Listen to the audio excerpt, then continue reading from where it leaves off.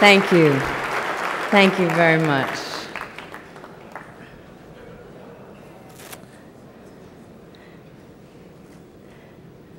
When a great man or a woman appears on the world stage, there has always been an ongoing debate as to whether they are a product of their time and place, the zeitgeist, or if they are simply inherently great individuals who appear at the right moment.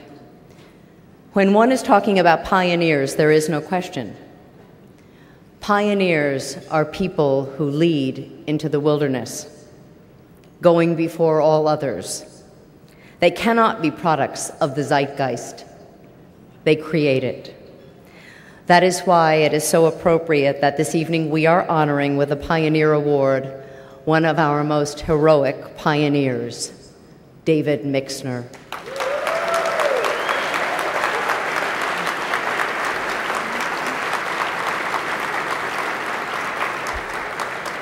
Even to skim the surface of the causes, organizations, and events David has either been one of the creators of, leaders of, or driving forces behind establishes without question his role as a part of the foundation of our history. In 1966, when he organized protests in Tempe, Arizona for the rights of garbage workers to unionize, his passionate support of Eugene McCarthy's presidential campaign culminating in his being one of those beaten and jailed at the 1968 Democratic Convention, his coordination of the moratorium to end the war in Vietnam, his being one of the co-founders in 1976 of the Municipal Elections Committee of Los Angeles, the first gay and lesbian political action committee, the stunning defeat of Proposition 6, the Briggs Amendment,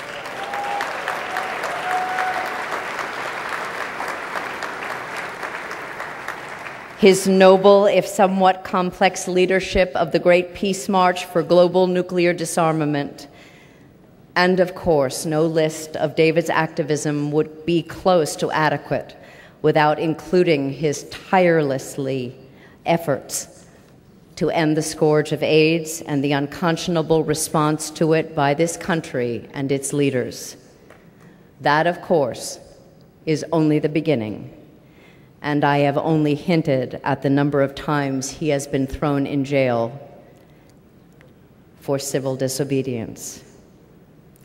David is not one of those who has become an activist in the GLBT community because he is gay. He is an activist for gay rights because he truly is a champion of equal rights. David has fought for the rights of all and championed those who are marginalized by this culture literally all of his life. It isn't so much that he grew up to take on the major issues of our time. It is more that he was created by the experience of the issues of the world he was born into. The issues of peace, poverty, and equal justice are not just important to David Mixner. They have given birth to him. They are who he is. David was born in a working-class family in southern New Jersey, and while still a young man living at home, he was sending some of his hard-earned money to Martin Luther King Jr. to support the fight for civil rights. His parents were, as his sister Patsy says, livid at his involvement in the civil rights movement because it was a source of keen embarrassment to them. They soon learned about their son that the avoidance of other people's judgments would never be something that would give David even a moment of pause. The things David most deeply cares about are peace and principles, and key among them are the rights of living creatures, human and animal. What fuels David is his sense of moral indignation and outrage at the senseless and unnecessary suffering that he sees around him, and even more, the cavalier way our culture and our nominal leaders ignore it.